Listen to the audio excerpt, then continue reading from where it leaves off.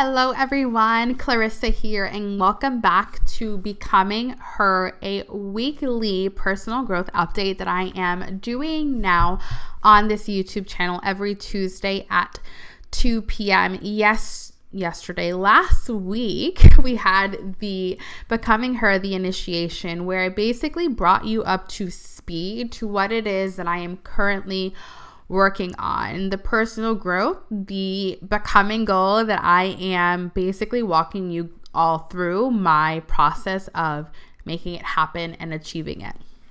So my becoming goal for 2021 is to make $100,000 in my academic life coaching business in a 12-month period.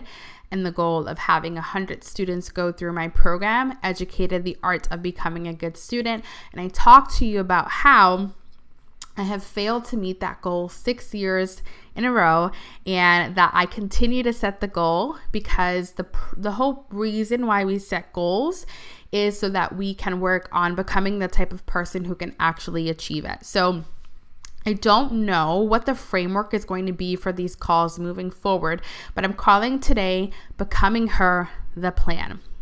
So last week on Tuesday specifically, I went into a full-on pit of despair. If you are familiar with my work at all, then you know that there is something that I call the journey of becoming.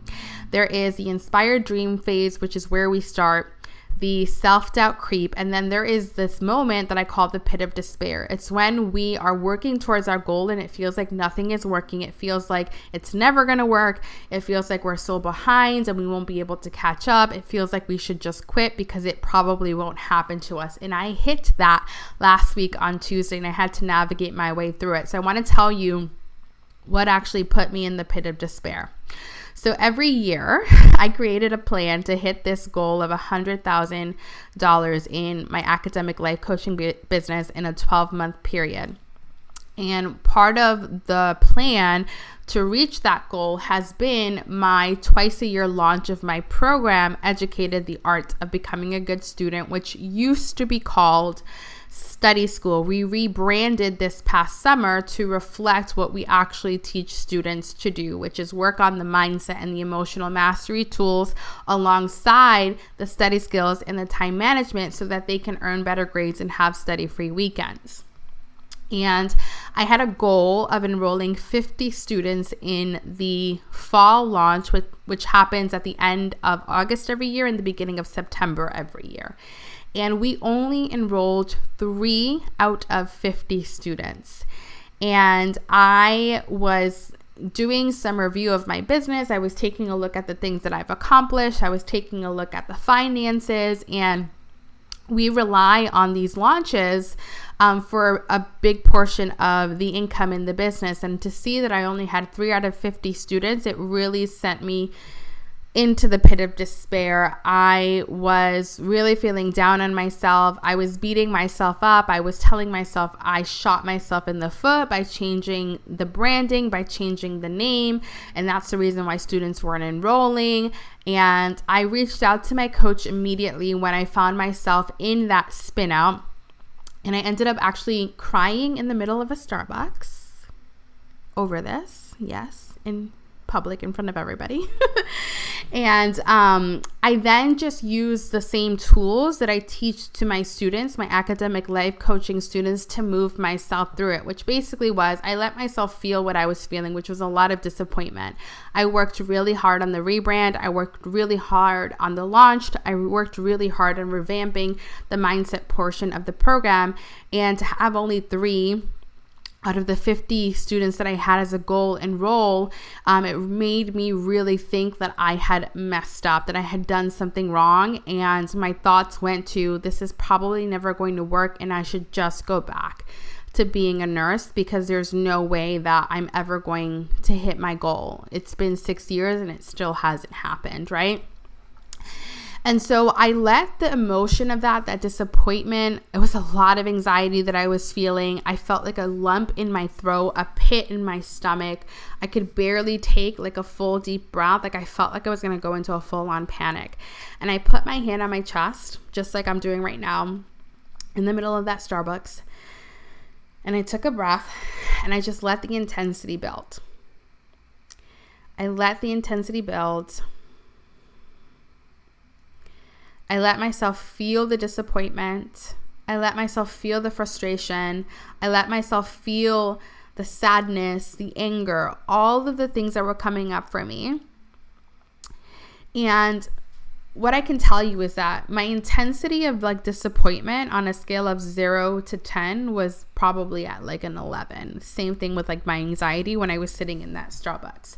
And just by reaching out to my coach and voicing what I was feeling, voicing the thoughts that I was having, voicing the story that I was telling myself, and feeling those emotions, letting myself cry, letting myself just honor where I was, honor the fact that I was frustrated, honor the fact that I was feeling disappointed, honor the fact that I was feeling really anxious, honor the fact that I was feeling very behind in my goal.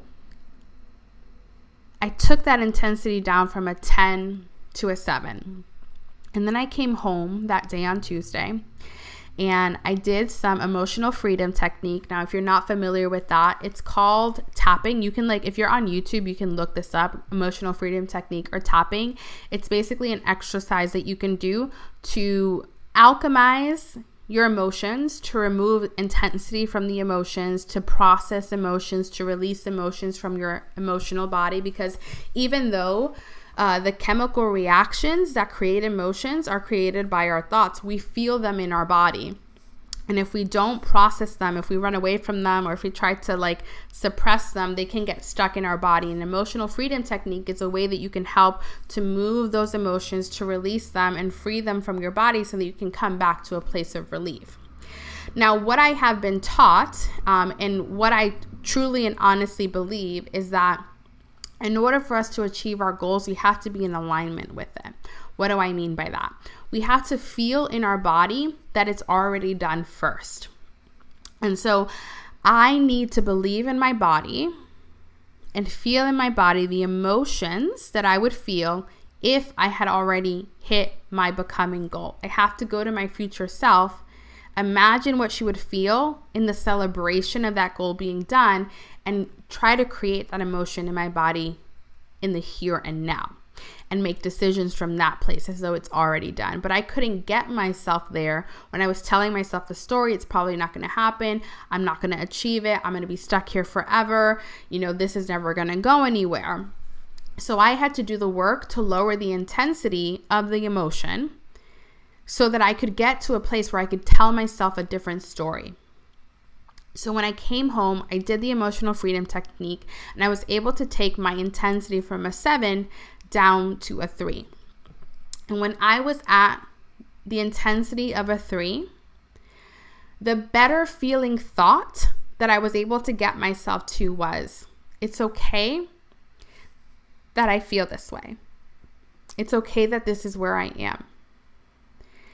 And what that allowed me to feel in the moment was compassion for myself. And from this place of compassion, I could start to craft a different story.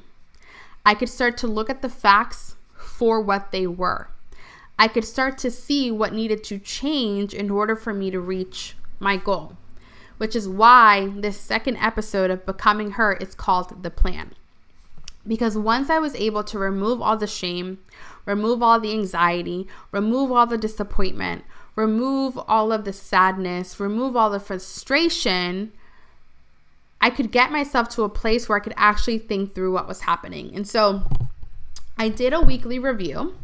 And in that weekly review, the first thing that I asked myself is, what can I celebrate right now? What can I be grateful for? What can I appreciate? And the things that I wrote down were the fact that I held myself really well through a moment of being in the pit of despair, that I was able to share vulnerably on the first episode of the Becoming Her live show, which you guys are watching episode 2 right now, that I stuck to my schedule to a T. I got everything done on my schedule that needed to be done, that I have students returning back to my program, that I sent out a survey to see why it was that students weren't enrolling in the program. And I also purchased gift for my current one-on-one students. So that was the first question that I asked myself. in my weekly review is. What can I celebrate? What can I give myself credit for? Where can I notice that progress was being made? And then the second thing that I did was I wrote down what worked. So what's working right now for me in my life is doing my weekly schedule and making decisions ahead of time. So deciding what I'm going to be spending my time on, deciding the needle movers in my business, deciding the things that are actually going to help me move closer and closer and closer to my becoming goal. Going to the gym has helped a lot because during my time in the gym, my mind is blank and I'm able to receive inspiration and insights, and I'm able to make a lot of connections to the different things that are happening in my life. I get a lot of ideas when I'm at the gym that I can then use to help me work towards my becoming goal. Feeling my emotions, really being present and conscious with them, allowing myself to feel, allowing myself to desire, getting coached, allowing myself to be coached, working on my mindset, doing daily mindset coaching, sticking to my schedule, writing out lists of all of my accomplishments, and staying focused on what I have created has worked really well. It's kept me motivated. It's kept me inspired. It's kept me out of the pit of despair, or at least it has helped me move through the pit of despair a lot faster. And if you're here with me now and you're watching, I would love for you to just say hello, where you're tuning in from, because this is a live show where you can interact in the comments. So then the next thing that I did after I wrote down what I was celebrating, what worked, is I wrote down what didn't work. So what isn't working? What are some thoughts that aren't helpful? What are some stories that I'm telling myself that aren't helpful, that are keeping me from moving towards the goal it is that I have for myself? So one of the things that doesn't work for me is not doing daily mindset work. So, and intentionally believing that it's possible for me to hit this becoming goal. When I don't put my focus on where it is that I want to go, it is so easy for me to slip into what I call catastrophizing. So catastrophizing is when I go to the worst case scenario. I basically let myself spiral out into the pit of despair. But when I do my daily mindset work, when I do my daily emotional practice, when I stay on top of, and I stay on top of my mind, I stay on to myself, I intentionally create thoughts, I intentionally focus on what it is that I want, I notice that I don't tend to slip into the pit of despair. But if I'm not doing that work consistently, it's so easy for me to be a pessimist. It's so easy for me to have thoughts that aren't helpful to me working towards my goal. It's so easy for me to slip into catastrophizing and feeling like, what's the point? Nothing is going to work. So not carving out time for doing my mindset work is something that doesn't work. Focusing on the progress of others and comparing myself to other people and their successes and how far along they are compared to me, that doesn't work for me. Working on the business past 9 p.m. also doesn't work for me. It actually creates a shit ton of anxiety for me. It just sends me into a spiral. It's not enough rest time for me. It doesn't allow me to unwind. Indecision, not making decisions about what it is that I want to do ahead of time, not making decisions and sitting in this place of maybe, maybe not. That doesn't work for me.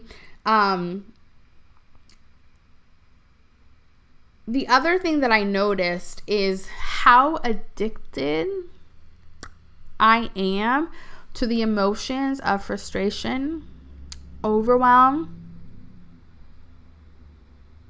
and anger. Yes, it is possible to be addicted to emotions. It is so easy for me to spiral out. So easy. It is so easy for me to catastrophize. I indulge in those emotions because even though I have the tools to lower the intensity, even though I have the tools to move out of those emotions, even though I know what to focus on to feel satisfied, to feel appreciative, to feel joy, when I'm frustrated, when I'm angry, when I'm overwhelmed, it's almost as though I'm choosing to stay there. it's almost as though those emotions, like it feels more comfortable to feel angry, to feel frustrated, to feel overwhelmed than it does to choose a different emotion. And so I find myself really just swimming in those emotions, indulging in those emotions, wanting to stay there, even though I have tools to move myself out of it. The catastrophe that I'm playing out in my head is no more real than me also imagining that the best case scenario can happen. But I found it fascinating, and this is the first time that I actually noticed this. It's fascinating to me that even though the worst case scenario hasn't happened, and the likelihood that it would happen is probably 0, the same thing goes for what I desire, right? So what I don't desire and what I do desire has the same ability to happen, right? It's a 50-50 chance.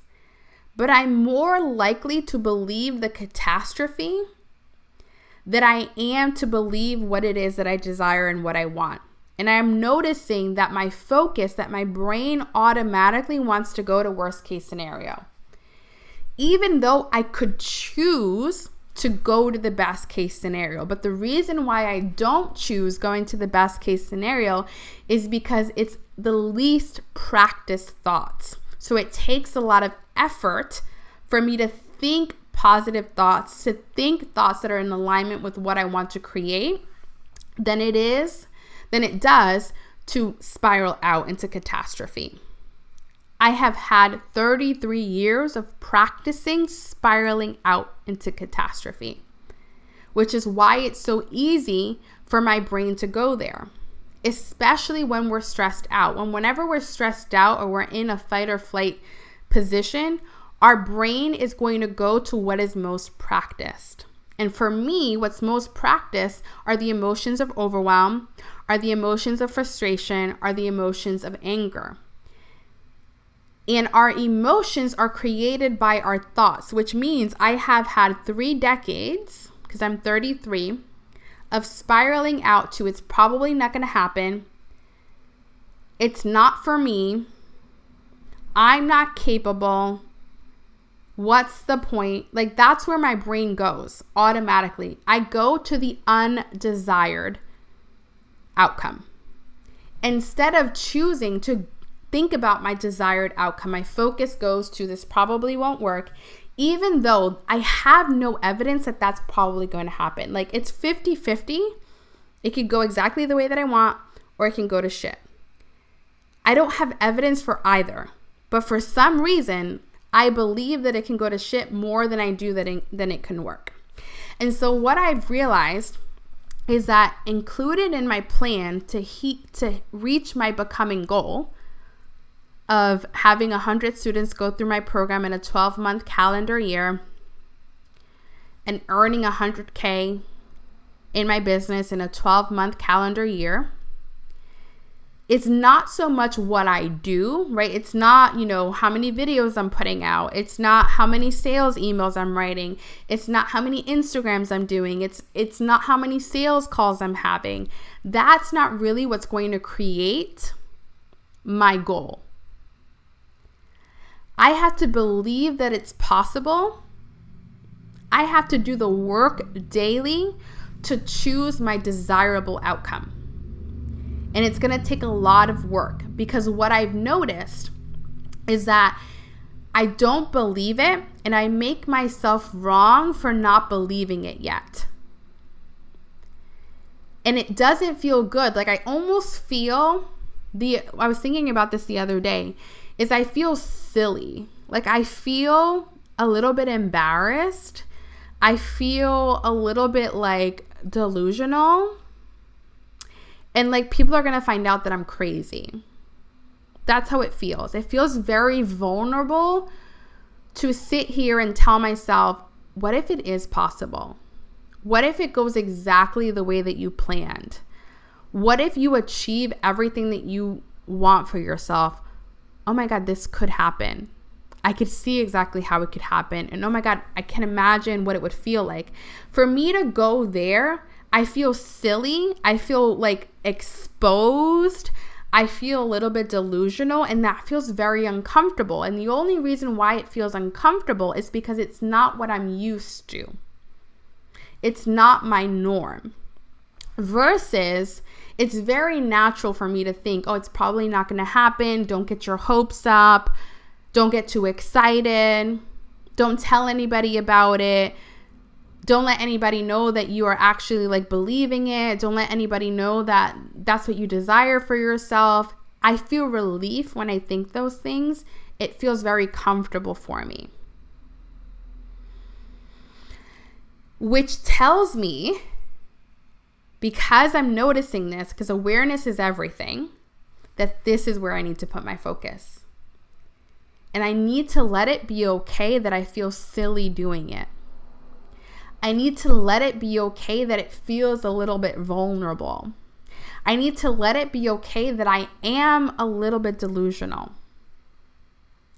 Because if I keep going down the catastrophe route and I keep letting that be comfortable, I'm going to get more of the same. I'm going to stay stuck exactly where I am. I'm never going to progress because the way that I've been thinking got me here. Which means that if I keep thinking what I've been thinking, I'm going to stay here. If I keep feeling the way that I've been feeling, I'm going to stay here because the way I've been feeling up until this point got me here. So it'll keep me here, which means I have to reach for different thoughts. I have to reach for different emotions. I have to deliberately put my focus there. And that requires effort because our brain just wants to keep thinking what it's been thinking because it's motivated by conserving energy. I have a lot of videos on this topic on the motivational triad on my YouTube channel. It's basically everything that I teach students in my academic life coaching program, how to actually walk themselves through this. Our brain does not want to put in the effort.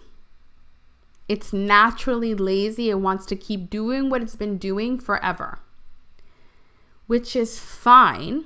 But it's become very clear to me that if I keep doing that, this is as good as it's going to get. So I had to deliberately go to the place of discomfort. And for me right now, the place of discomfort is letting myself believe that I can do this. Letting myself go to the place where it's already happened. Letting myself envision in my meditations it working out perfectly. Letting myself feel excited that it can happen. Letting myself get a little bit giddy and delusional and feel silly. That's where my focus needs to be. So what I've been doing every single day, and actually I just got off a coaching call with my life coach, and we were working through what could be some intentional thoughts that I could create to help me to keep moving towards my goal of having 100 students go through my program and earning 100K by the end of this year. I've hit, I think, 54K for this year already, which means I have 46 to go. And when I broke it down in the way that I want to earn that income, I can tell you that my brain started to spiral out. I wrote down in my journal, this feels effing impossible. To get 100 students enrolled, my mind can't even go there. And then immediately underneath there, I wrote down, if I want this to happen, I have to believe, what if this effing works? What if this effing works? Where would my thoughts be? What would I be preparing for? What would I be doing if I believe that it already happened? Because what I can tell you is the version of me who achieves that goal, she thinks very very, very differently than I do right now. So every day I'm forcing myself to go and speak to my future self, the version of me who's already achieved the goal, and ask her, what would she do in this situation? How would she handle things? How would she think about the situation? What emotions do I imagine her feeling every single day? And how would she navigate this? Because that's the version of me that's going to create what it is that I want. And it feels uncomfortable because I don't yet physically have the evidence that this is going to work or that this is working. But I have to be willing to go there. I have to be willing to feel silly. I have to be willing to feel delusional. I have to be willing to feel vulnerable. I have to be willing to do the uncomfortable work to put my focus and attention there, because that is what's going to bring me closer and closer and closer and closer to my becoming goal. So to break this down on what my actual plan is I'm going to be spending about 15 minutes every single day doing intentional thought creation work. So there's something that I teach my students how to do, which is called the model. It's something that I learned from life coach Brooke Castillo. She has a podcast that's called the Life Coach School Podcast. And the model basically walks you through a mindset exercise on how to identify which thoughts are creating the results that you currently have, and which thoughts you would need to focus on to create what it is that you desire. So I'm going to be doing 1 to 4 models every single day, deliberately focusing my attention on what I desire to create. Because right now, 90% of my time is focused on what I do not want to create. So of course, that's what I'm getting, because that's where my focus is. What we focus on expands. I'm stuck because I'm focused on where I am. If I want to move, if I want to make progress, I need to focus on where I'm going. I can't worry about where I've been. I can't worry about where I am. I need to stay focused on what's the next logical step. What's the next logical thing for me to do? Where are we going? Where are we focusing? I need to focus on where I'm going. So that's going to be part of my plan. The other thing is, so I've broken down my goals. So I have $46,000 left to earn for the year, right? Right now, this feels impossible. I'm thinking to myself, I have no idea how I'm going to make this happen. It does not look like it's going to happen right now, based off of like the math that I'm looking at, right? These are the facts of the matter. But things can change in an instant. I believe that wholeheartedly. And they can change even faster the faster I get in alignment to what it is that I desire to create. And getting in alignment just means putting my focus and my attention over there and creating in my body the emotions that I would feel if I already had it. So I gotta get delusional. I gotta pretend that it's already happened. And I got to do that work every single day. And I don't want to do this work. I don't want to. Complaining, being frustrated, being angry feels better than doing this work to focus on what I desire. But the only reason why it feels better, it's because it's what I'm used to. It's just familiar. But our brains are malleable. Our brains are plastic. They can be molded into whatever it is that we desire. So just like it's natural and easy for me to be over here in the land of it's probably not going to happen, I can also make it really easy and familiar to be in the land of, oh my God, I'm going to achieve everything it is that I desire. But I got to practice it every single day. It's the only way that it's going to become second nature. By the way, I'm teaching y'all how to learn right now. This same process that I'm talking about is exactly how you learn shit in school. FYI, this is everything that's built into my program. Everything that I teach my students. I'm just using it for life outside of college. Which is why I am the gift that keeps on giving. Truly and honestly, I believe that I'm the greatest gift to this academic world because no one is teaching this shit. And through these weekly updates that I'm giving y'all, you're going to see me create this. You're going to see it happen right before your eyes because I'm going to give it to you raw and you're going to be with me along the way. Okay, so let's get into the plan. So like I said, I have $46,000 in cash that I still need to create for this year. Feels freaking impossible because I have to create this, right? Like I literally have to create this with my mind.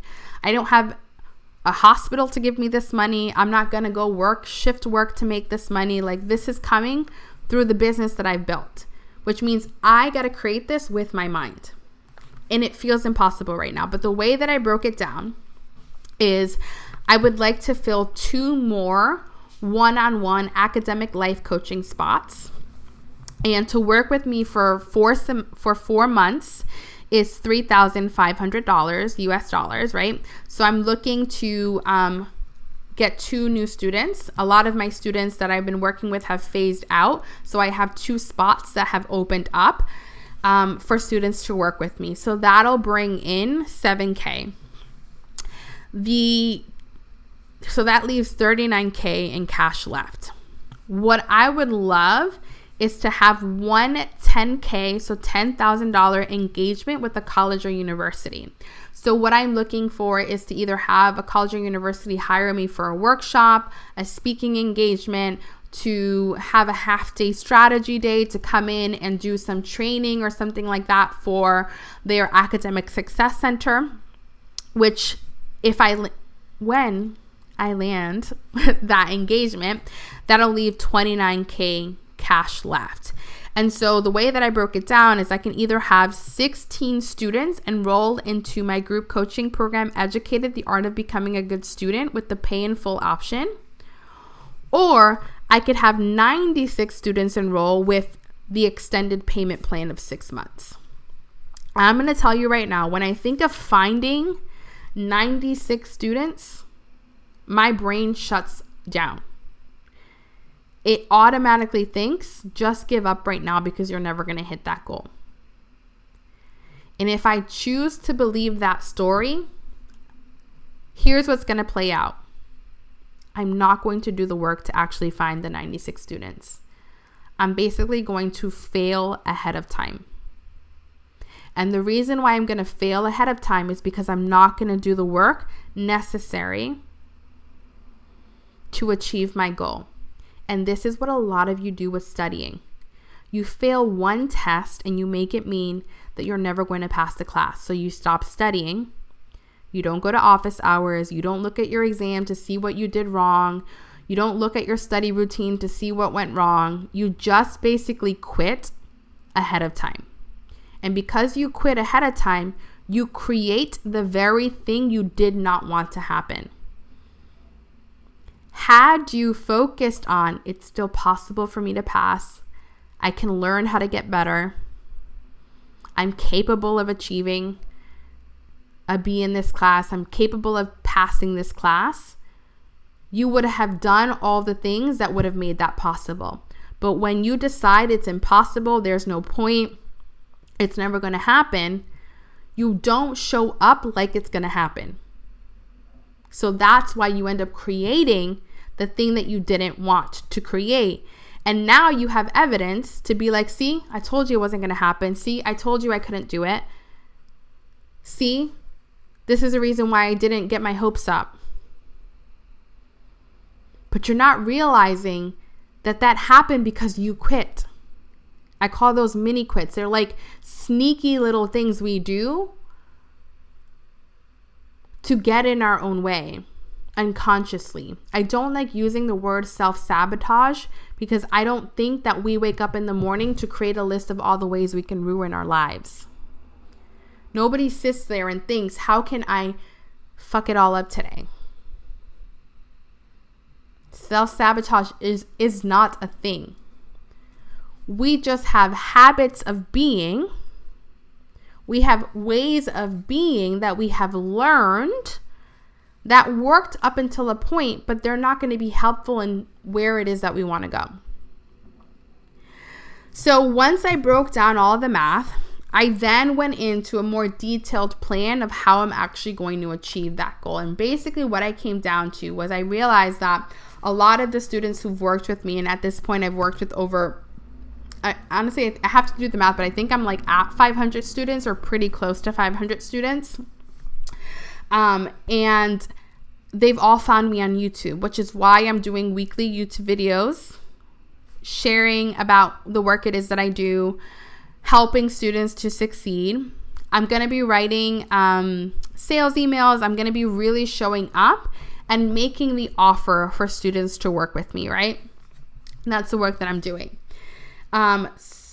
I also need to be having conversations with colleges and universities, which means I need to do the work to reach out to them, which means I need to have meetings with these colleges and universities. So now I'm really clear on what my needle movers are, right? What are the things that I need to focus on action-wise to get me closer to where it is that I desire to be? This is in addition to the most important thing that I can do, which is to focus on my mindset.